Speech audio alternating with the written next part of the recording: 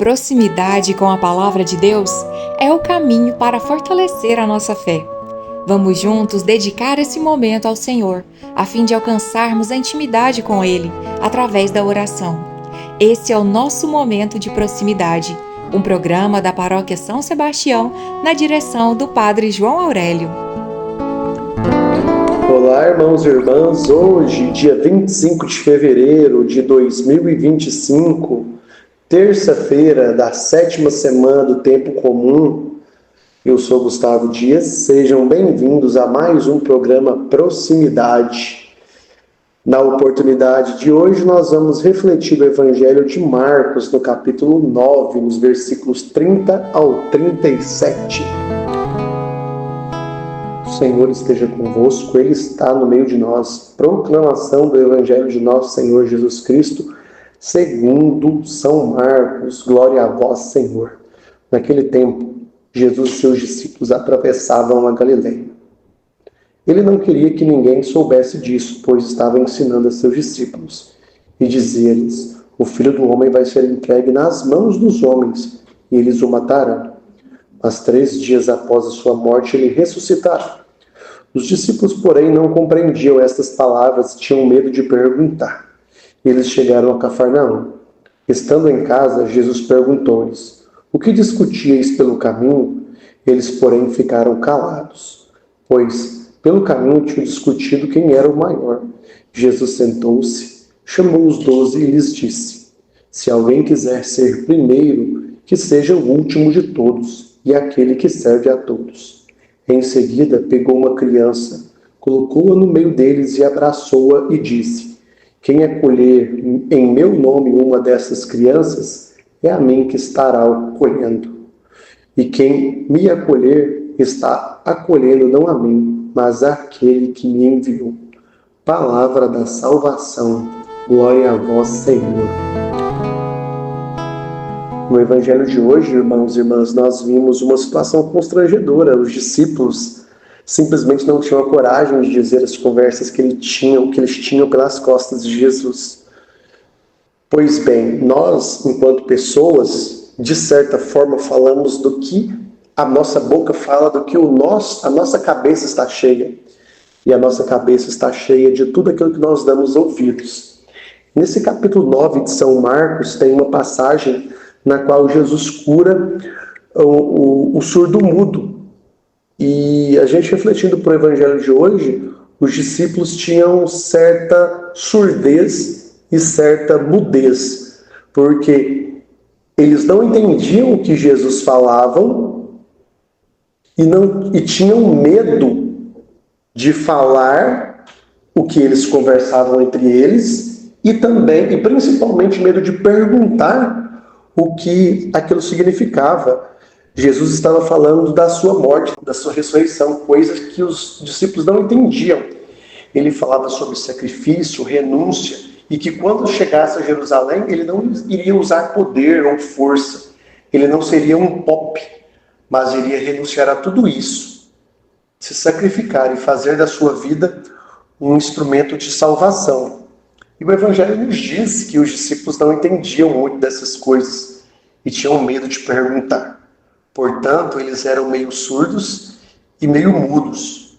Queridos, queridas, o inimigo ensurdece o entender das pessoas e cala a nossa boca por medo, que sempre tem um pouco de vaidade e um pouco de orgulho misturado. O inimigo é tentador. Assim como ele tentou Adão e Eva lá no Gênesis, dizendo que se eles comessem um fruto proibido, seriam como deuses. E a vaidade brotou no coração de Eva e de Adão, e o restante da história nós já sabemos. Então, os discípulos estão surdos para o Evangelho de Jesus. E em vez de ouvir aquilo que o Cristo diz, eles ouvem a cabeça deles, eles ouvem as fofocas, eles conversam pelas costas de Jesus. E a vaidade, o orgulho começa a falar: quem é o maior de vocês? Quem é o mais importante? Quem aqui vai ter o direito de mandar e usar os outros? Quem aqui não vai precisar dar a vida?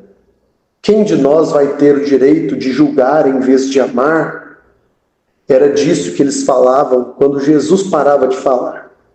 Queridos, os discípulos não falavam daquilo que Jesus falava, porque dentro deles, eles davam ouvidos a essa outra voz, que é a voz do inimigo, a voz da vaidade, a voz do orgulho.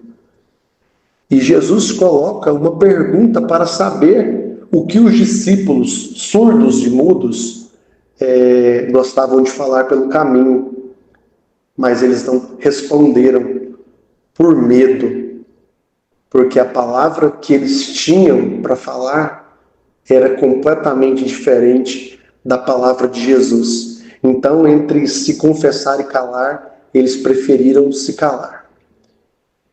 E é isso que o diabo, que o inimigo faz nas nossas vidas, queridas. Primeiro, nos torna surdos para a palavra de Cristo, para a palavra do Senhor, e depois nos faz mudos diante da sua misericórdia. Os discípulos não tinham coragem nem cara para dizer o que estava acontecendo entre eles e dentro deles. E essa dissonância e distância também pode acontecer com cada um de nós. A palavra de Deus pode entrar em um ouvido e sair pelo outro sem fazer nada na nossa inteligência e sem encontrar abrigo no nosso coração. Os discípulos estavam acreditando que andar com Jesus renderia sucesso e poder. E hoje em dia muitas pessoas também pensam assim. Pensam nos privilégios de caminhar, de ser de Jesus. E ao final do Evangelho, quando Jesus pega a criança nos braços, ele nos convida a ser como ela, para acolher o próprio Cristo em nós. Jesus nos ensina também que o discípulo deve ter como meta um lugar para Deus habitar, e não alguém capaz de dominar, ter poder, força. Os discípulos queriam ganhar Jerusalém. Acreditavam que isso era a meta do discipulado. Entretanto, Jesus ensina que a meta de quem anda com ele deve ser a capacidade de ser gratuito para com quem não pode retribuir e se tornar morada de Deus. Essa é a vitória do discípulo. Venha participar do nosso sorteio de fevereiro. O prêmio será um kit da Mary Kay, doado pela Simone Lima. A Simone trabalha com venda de cosméticos, maquiagens, cuidados com a pele e perfumaria da linha Mary Kay. Marque agora o seu dia de beleza pelo contato 31 99833 4309 e conheça as novidades da linha Mary Kay. Para participar do sorteio, basta você curtir e comentar o nosso vídeo do YouTube, dizendo que você está acompanhando o programa Proximidade. Então vamos rezar sobre essa palavra, sobre o que Cristo quer para nós no dia de hoje. Senhor Jesus, eu não quero ser surdo para a Tua voz. Limpa a minha mente de tantas vozes e pensamentos diferentes das coisas que o Senhor fala. Também não quero ficar mais mudo quando preciso pedir perdão e reconhecer os meus erros. Conduza-me, Senhor, a uma boa confissão. Dai-me, Senhor, um coração de criança e um desejo santo de ser generoso e doar a minha vida juntamente com a Tua. Amém. Queridos, queridas, fiquem com Deus e até o próximo programa Proximidade.